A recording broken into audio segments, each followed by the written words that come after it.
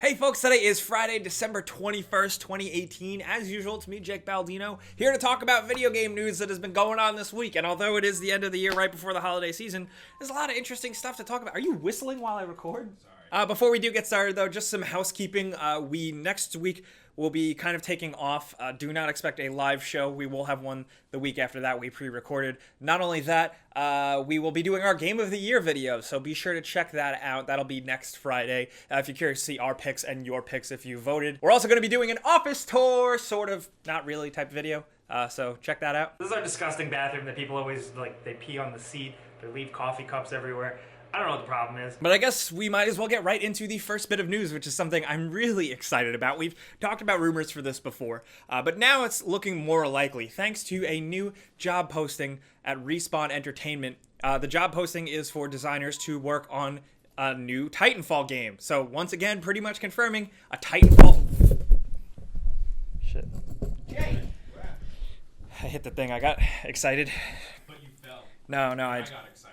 Shut up. So this once again kind of strengthens confirmation that Titanfall 3 is going to be a thing. There have been things, of course, Respawn themselves had said that there was going to be another Titanfall game at some point, but it seems like it's the game they're ramping up to work on after Star Wars Jedi Fallen Order that is apparently supposed to release in 2019. I would expect Titanfall 3 to be the big project after that. So count me in. Titanfall 2 was the best, right? Can I get an amen?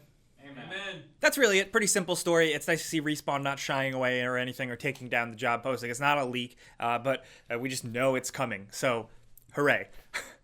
Next up is Fortnite in the news. We don't talk about Fortnite too much here. It seems like a lot of you guys out there aren't really into it, but this is still a very interesting conversation, and it is now the whole dance lawsuit thing is really heating up. For those of you that don't know, people have been jammed up about Fortnite's dances or emotes in the game, capitalizing on dances created by popular musicians or just other pop culture icons, and now it's heating up because a lot of people are jumping in. First, we got 2 Milli trying to sue for his dance being used. You got the Backpack Kid doing the flossing thing, trying to sue for that. But a new challenger is approaching. Carlton himself is suing because of the use of the Carlton dance. The idea behind this, the Carlton dance, which I am a fan of, and the flossing and all that stuff is the concept that Epic did not ask for any types of permission for these dance moves.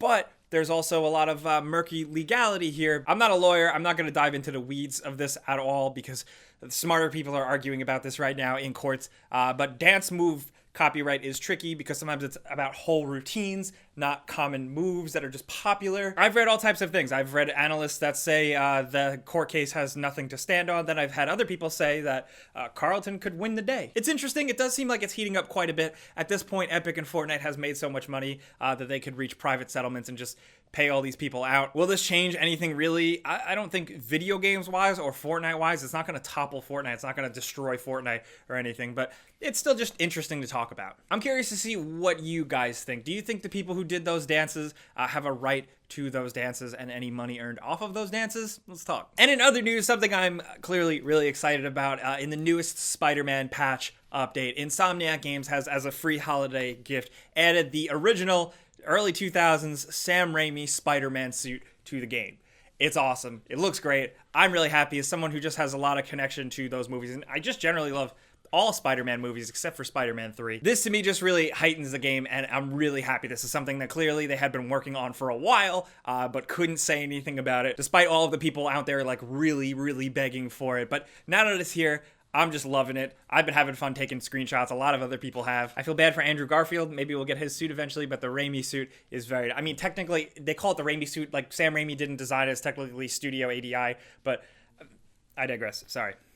Fucking nerd. This does lead to a fun question now I want to throw to you guys. If you could get one more like free suit added to the game, what would you want it to be? Personally, even if it doesn't make any sense at all, I would love the Miles costume from Into the Spider-Verse. Now, moving on, like usual, we like to share some just cool stuff that we come across on the internet. The first thing I linked in the description below is a really great video by YouTuber Luke Stevens, who breaks down why Red Dead Redemption 2 works so well, why, despite it being such a slower paced, drawn out game, why mainstream audiences have just been attached to that story so well. The next thing I linked in the description below is a very special holiday video from both David Hayter and Christopher Randolph. For those of you that don't know, the original voice actors behind Solid Snake and Liquid Snake. And they do a read through of The Night Before Christmas, but kind of like a Metal Gear spin on it. And I absolutely love it. It's awesome. It's like totally cringy. The jokes are awkward, but just seeing them do their thing and just embrace the fandom and do all this, I really appreciate that, and it was like a nice Christmas surprise. Also, just because I am a big fan of the game, Hitman 2's new elusive target just went live. It's not like a celebrity like last time, like Sean Bean, which is kind of a bummer, but still, if you're into that, I'm just happy to see IO keep their promise on the elusive targets thing. Now, in other news, let's talk about Soulja Boy. Soulja Boy's at it again, boys. Hell yeah, he is. Yeah. So for those of you that don't know, to catch you up to speed, we did a before you buy on the Soulja Boy console, the famous music artist. So he started his own tech company. He claims he's trying to change the game industry. He has these ideas, and he put out essentially what is just a resale of like a half-baked emulator console, which like, I appreciate the idea, but the fact that you're just ripping it off, like, so he's doing another one.